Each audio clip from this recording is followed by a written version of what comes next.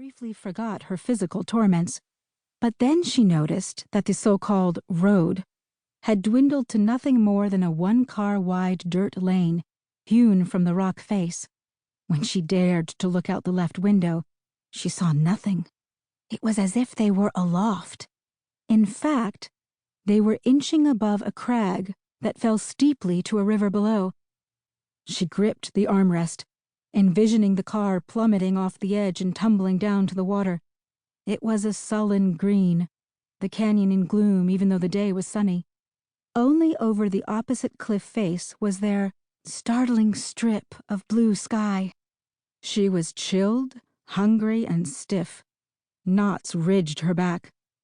As the road twisted, she scanned for signs of the village, but the only evidence of habitation she saw was, high on a pinnacle of rock, a nest. "How much longer?" she shouted to the driver, Issa. He didn't respond, nor by now did she expect him to.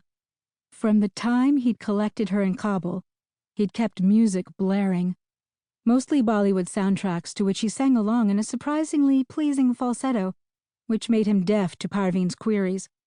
His conversation was saved for her cousin, Fawad, a college student who was acting as her chaperone, and to whom Issa had offered the front seat.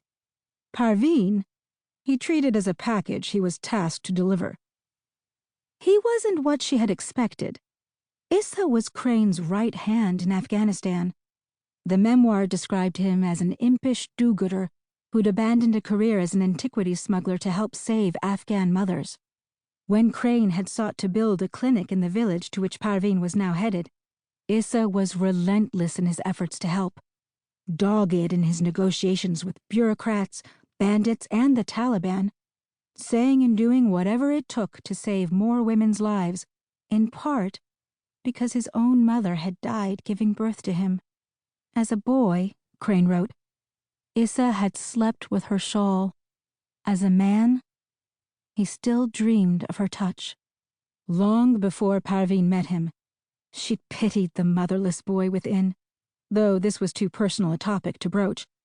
It was odd to know more about someone from a book than from what he chose to share, which was almost nothing.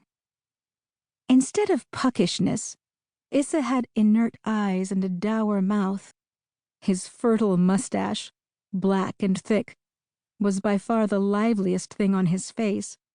When they met, he'd grunted a greeting, then scanned her clothing, a red tunic as long and loose as a dress, a pair of jeans, and a navy blue headscarf, as if it were a puzzle he couldn't solve. Eyeing her 3 suitcases, he'd said, "Village women dress very simply."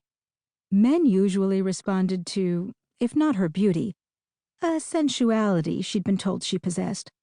Abundant dark hair, lively dark eyes, a lush mouth. From Issa, there wasn't a flicker. She tried to see if Fawad was as nervous as she was, but she was directly behind him.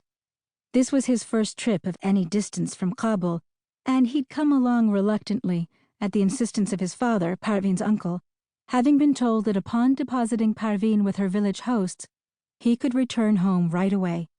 He wore a leather jacket, fake designer jeans, and fancy loafers, a getup she found faintly amusing for a trip to rural Afghanistan.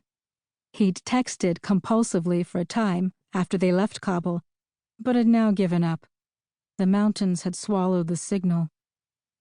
Just then, as if the sun had breached a dam, light flooded the canyon, painting the river emerald and turning the strip of sky fiery orange and violent pink. A pair of birds crossed their path and flew along the canyon, their shadows trailing in the warm yellow light on the opposing cliff wall. Parveen, her vision aflame, was alarmed, for the lowering sun meant they might not reach the village before dark.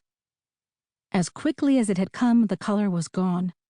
Twilight seeped in, its violet blue ethereal, elusive, and soon snuffed by night. She'd never seen darkness so thick, or a driver so tense. The Land Cruiser's headlights barely pierced the night. Issa switched off the music, although her ears continued ringing with it. He was gripping the